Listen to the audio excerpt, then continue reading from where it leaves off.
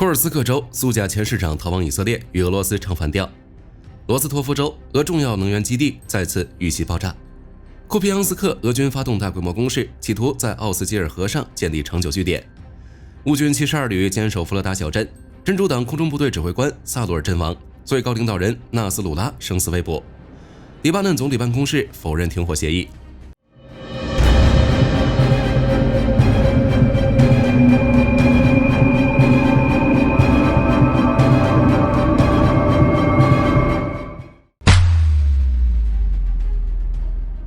9月27日，库尔斯克战场各个方向战斗激烈，但却没有明显的战线变化。乌俄双方的战斗主要集中在格鲁什科沃地区。据俄国防部称，俄军在维肖洛耶、诺维伊以及梅德维杰4个定居点击退了乌军的进攻。乌方消息则显示，乌军在刘比莫夫卡、达里诺、尼古拉耶沃、达里诺以及苏贾以南的普列霍沃方向持续推进。虽然乌军进展都不大，但在战斗过程中，乌军摧毁了俄军一套 S-400 防空系统，并利用海马斯无人机等装备，有意摧毁塞姆河以及其他方向的俄军浮桥、补给车队和补给路线。俄军后勤十分困难，可以说俄军预定的10月1前将乌军赶出去是完不成了。值得注意的是，库尔斯克州苏贾市的前市长维塔利·斯拉什切夫近日现身以色列，并与俄罗斯唱起了反调。据报道称，在8月10日前后，乌军攻入库尔斯克时，这位苏贾前市长坚决地表示是与苏贾共存亡。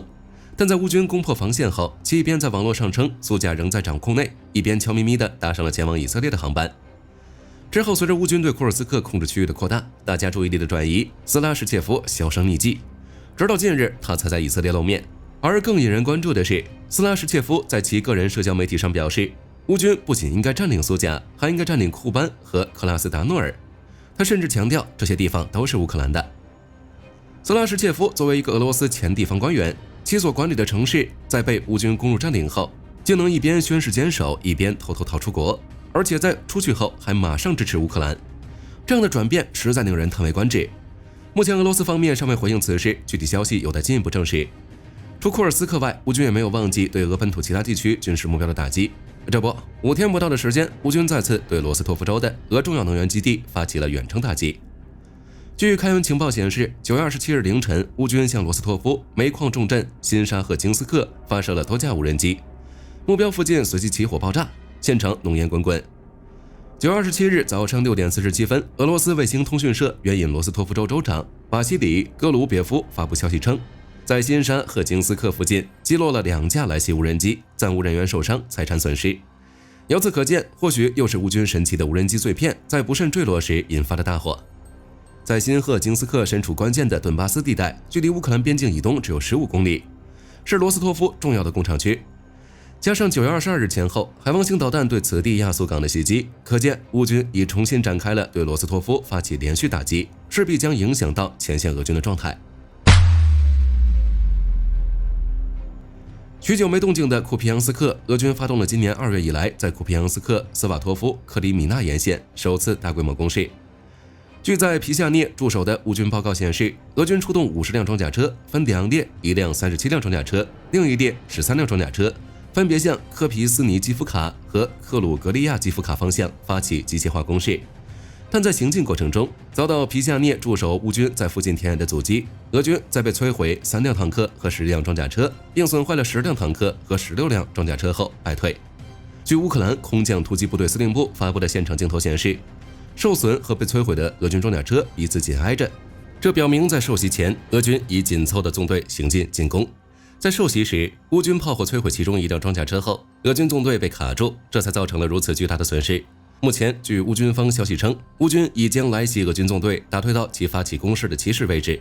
俄军之所以向科皮斯尼基夫卡和克鲁格利亚基夫卡发起攻势，是因为俄军想在奥斯基尔河上建立2个持久的立足点。届时，俄军就能依托奥斯基尔河天然屏障，从北面和南面彻底包围奥斯基尔河东岸的乌军，从而提高推进速度。同时，这也使俄军出现4个相互策应的前进轴，即库皮扬斯克东北部、斯瓦托夫西北部、斯瓦托夫西南以及克雷明纳西部，这样能分割包围乌军阵地，加快推进速度，使领土收益最大化。当然，俄军夺取科皮斯尼基夫卡和克鲁格利亚基夫卡据点的过程并不顺利。就连涅夫西克、马基伊夫卡这样的小据点，俄军花了数周时间都没能彻底拿下。截至9月27日，据俄方消息称，乌军此前在克里米纳方向成功进行了战术反击，占据主动权，目前正在涅夫西克和马基伊夫卡积极反击。接下来，据 ISW 评估认为，俄军将继续在奥斯基尔河东岸采取行动，示意将乌军部队赶出该地区，设定为一个具有重要行动意义的目标，因为这将使俄军能够在河沿岸建立于防守的战线，并释放战斗力。在哈尔科夫，据诺尔报告报道，乌军在完全控制沃夫昌斯克骨料场后，俄军也曾试图发起反攻，并向当地投掷了温压弹，但遭到乌军成功阻击。随后，乌军动用航空炸弹袭击了哈尔科夫前线俄军阵地，具体战损则有待进一步披露。目前，据乌克兰哈尔科夫集团发言人维塔利·萨兰采夫上校的报告显示，俄军正在沃夫昌斯克的建筑物之间挖掘地下隧道，以隐藏部队调动。同时，明面上对斯塔里察、沃夫昌斯克和季河附近的乌军阵地发起小规模攻势，吸引注意力。接下来，究竟是乌军将俄军彻底赶出哈尔科夫，还是俄军反击建立缓冲区？火力军将持续关注。在顿涅茨克红军村方向，据9月27日战役地图显示，俄军正向苏西亚尔以南推进，并已夺取了诺和罗迪夫卡村西部1、3号矿。在旁边的尼古拉耶夫卡，俄军第35独立摩托化步枪旅的一个远程侦察连正在乌军后勤路线上布设地雷。而反复争夺的马里尼夫卡村，俄罗斯国防部于9月27日再次宣布了对其的占领。在弗勒达方向，乌军72旅发布夜战视频，力证他们没有撤离。不过，该方向的情况十分恶劣。据乌总参谋部和驻守乌军的消息称，俄军动用5到10辆装甲车组成纵队向弗勒达西线，每隔大约1小时就发起一次攻击，每天会进行3到4次。小镇东部和中部则继续由俄军第39摩托化步枪旅、第430摩托化步枪团推进，俄第14特种部队旅则使用无人机、白磷弹对小镇内的乌军发动袭击。至于其他战区，大小战役不断，如俄军女武神特别分队正对卡缅西克的乌军阵地展开炮击。乌军则使用多管火箭弹向托克马克的俄军开火。值得注意的是，自2024年下半年以来，乌军开始使用更多的国产武器，包括导弹、无人机和此前提到的海王星导弹。相较前2年，乌克兰的国防军工得到了很大的提升。以军对真主党指挥层的定点清除仍在继续，在其击毙了其导弹部队负责人后，又消灭了一位大员。综合新闻报道，当地时间27日18时20分，以军战机对黎巴嫩境内的真主党据点发起了新一轮袭击。有消息称，这是自去年10月以来，以军对贝鲁特展开的最大规模空袭。以色列军方称，袭击目标是黎巴嫩真主党总部所在地。据耶路撒冷邮报报道，真主党空中部队的负责人穆罕默德·侯赛因·萨鲁尔在空袭中被以军精准清除。真主党布告中心随后发布消息，证实了萨鲁尔的死讯。而黎巴嫩真主党领导人纳斯鲁拉目前生死未卜。据以色列军方发言人哈加里的最新发言表示，以军仍在调查这次空袭的结果。不过，有以色列的媒体报道称，以军已基本确认纳斯鲁拉死于空袭。另据路透社援引消息人士话称，空袭发生后，真主党领导层处于失联状态。对于纳斯鲁拉是生是死，黎巴嫩真主党尚未作出回应。不过，在此次空袭不到7小时的9月28日凌晨，以军阿拉伯语发言人阿维查伊·阿德雷发布声明，并配发3张地图，要求位于贝鲁特南郊的黎巴嫩平民立即撤离后，之后以军再次空袭了该地区。以军称，这次空袭目标是存放在一些民用建筑下的真主党武器群。截至目前，以军战机在2轮空袭中又摧毁了至少220个真主党目标，包括其火箭发射基地和武器仓库等。与此同时，黎巴嫩总理办公室也发声，否认了同美国和法国签署停火协议的消息。稍早之后 CNN 报道称，美国、法国、日本和中东的沙特、阿联酋等国共同发表联合声明，呼吁真主党和以色列停火21天。报道还称，黎巴嫩方面和真主党都同意了这个提议，但似乎双方都没有签署这个所谓的停火协议。根据媒体报道，伊朗总统佩泽西奇扬发表讲话表示，伊朗并不希望成为中东不稳定的根源，因为这种后果是不可逆转的。在这种情况下，伊朗愿意与以色列进行谈判，但前提是没有外部力量介入，将一方武装到牙齿，却阻止另一方拥有自卫的手段，这是不可取的。同时，佩泽西奇扬表示，伊朗已经准备好重启核谈判。另外，伊朗外长阿拉格齐表示，将在美国停留数天，与多国外长举行会晤，集中精力启动新一轮有关核协议的谈判。值得注意的是，此前拜登曾表示，美国尚未准备好与伊朗恢复核协议谈判。伊朗媒体表示，阿拉格齐此次在美国停留有3个主要目标，其一是恢复伊朗核协议的谈判，从而接触欧美国家对伊朗实施的制裁；其二是向欧美国家保证，伊朗不会向俄罗斯提供导弹；最后就是保证伊朗不会介入俄乌冲突。有媒体表示，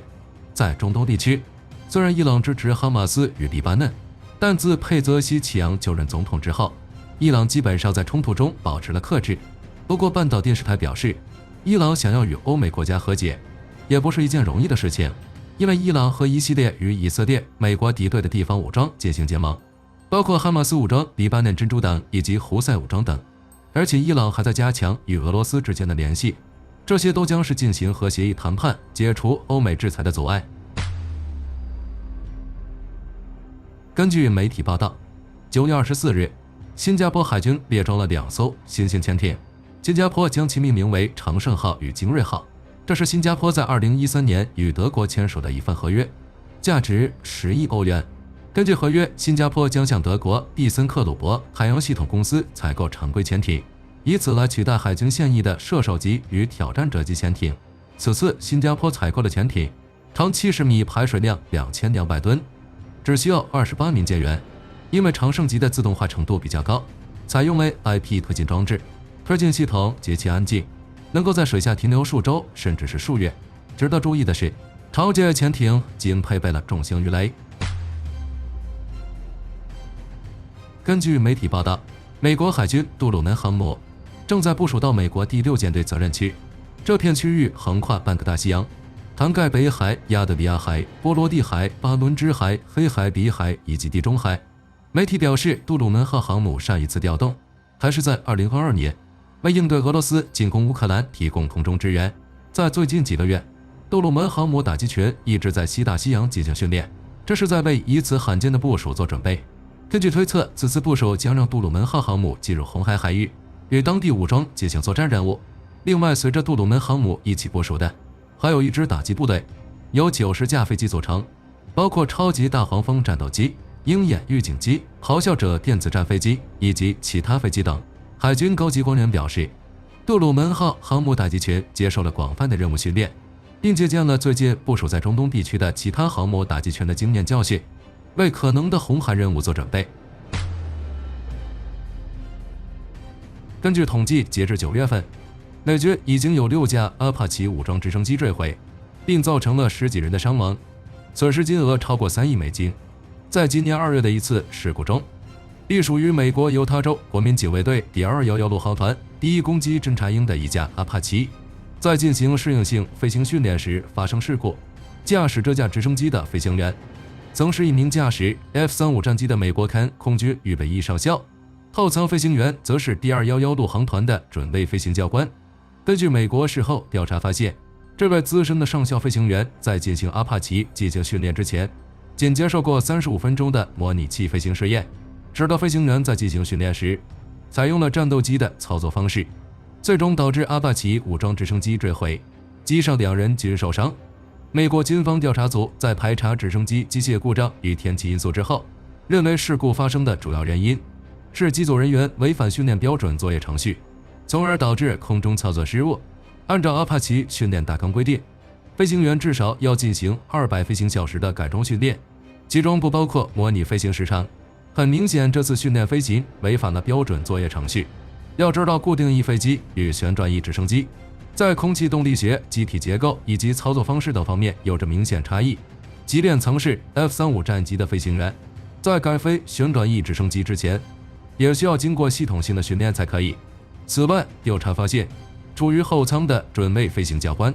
在发现飞行员连续出现操作失误的情况下，仍未接管阿帕奇，最终导致这架武装直升机坠毁。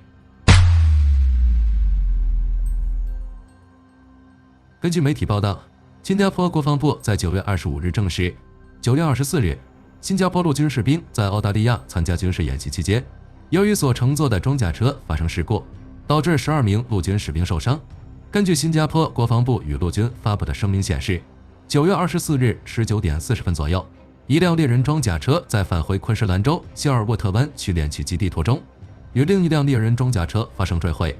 事故发生后，这12名士兵被直升机运往罗克汉普顿医院接受治疗，目前所有伤员已经出院归队。黎巴嫩真主党发布综合战报表示，9月25日，真主党武装对以色列发动了11轮打击，其中包括利用弹道导弹打击以色列摩萨德总部，而以色列同样展开了袭击，对黎巴嫩南部与东部地区展开大规模空袭，并将袭击范围扩大到黎巴嫩首都贝鲁特北郊地区。根据以色列国防军发布的信息显示，目前已经完成对属于黎巴嫩真主党情报组织的60个目标的打击。此后，以色列又表示，当天还空袭了280余个真主党武装目标，包括火箭发射装备与军事设施。以色列国防军总参谋长哈莱梅表示，以军针对黎巴嫩目标的空袭不会停止，这一行动是在为可能的地面行动做准备。哈莱梅还表示，在9月25日当天，真主党扩大了对以色列境内的袭击范围，以军发动空袭是对其进行的回应。9月24日，以色列已经举行了模拟对真主党发动地面进攻的演习。国防部长加兰特在当天演习时发表演讲表示，国防军已经做好了对真主党发动额外打击的准备。地面军事行动针对的目标是摧毁真主党的军事基础设施。目前以色列正在征召2个预备役旅，将部署到北部地区执行作战任务。以色列媒体表示，如今的以色列比上周或战争早期更有可能发动地面进攻的主要原因是以色列已经没有其他办法再阻止真主党的火箭弹袭击。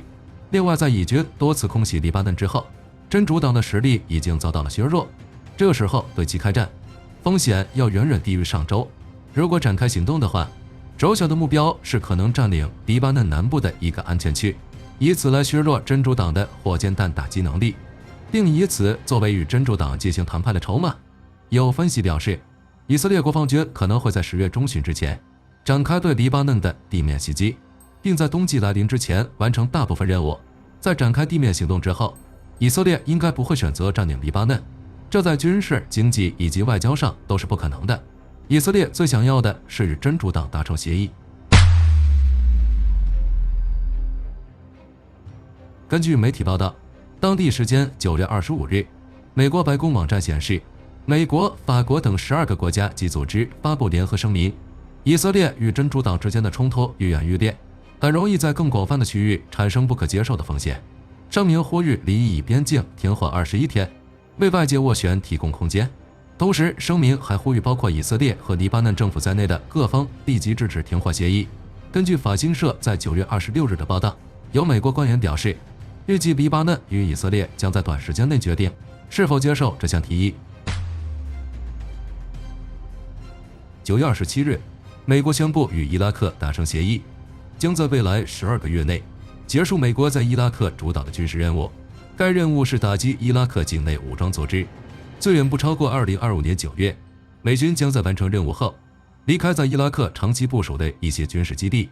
与此同时，美国还与伊拉克发表联合声明，